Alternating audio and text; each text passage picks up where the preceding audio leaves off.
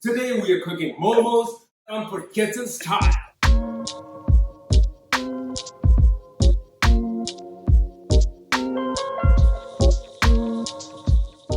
Hello everyone, my name is Biplaw Rai from Comfort Kitchen.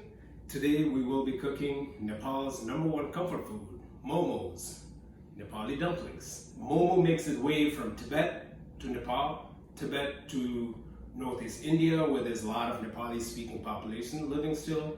So if you see the whole spectrum, momo changes its shape and fillings and the way it's cooked throughout the region. The classic Nepali momo is pork, onions, cilantro, garlic, ginger, pork fat, and that's pretty much it. So that's what we'll be doing today. All right, so we will be making 3 kinds of momos today. One with beef and onion fillings, the vegetarian one being butternut squash and snow peas, and we are going to make a gluten-free version. So basically the ratio of meat and onions is 1:1. So if you use 1 pound of beef, use another pound of onions. I like white onions just because they are a little sweeter. Salt, sweet, gives a really good taste.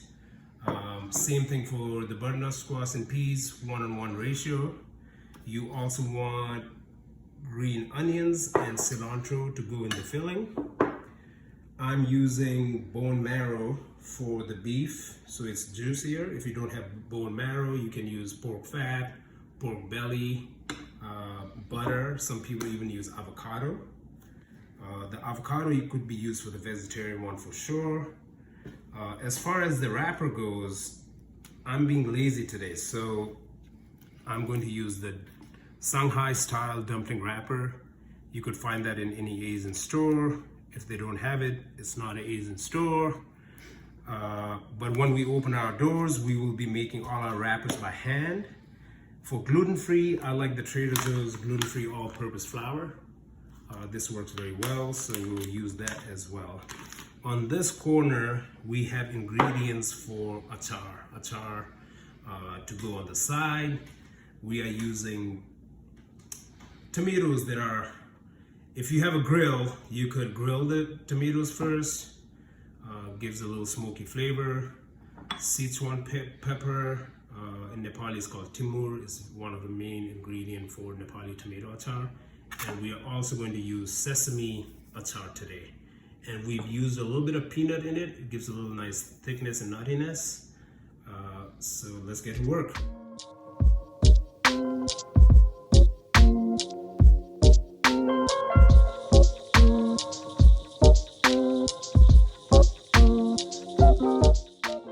You want to make sure all the folds are really tightly sealed. And for that, you need a little bit of water and oil. With that, we're just going to brush it around the edges. Get a scoopful.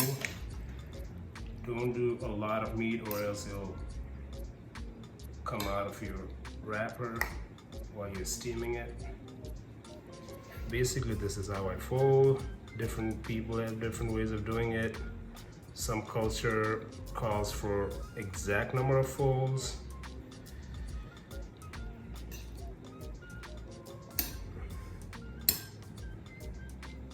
And this one is a different fold. This is a typical Nepali momocha is what it's called.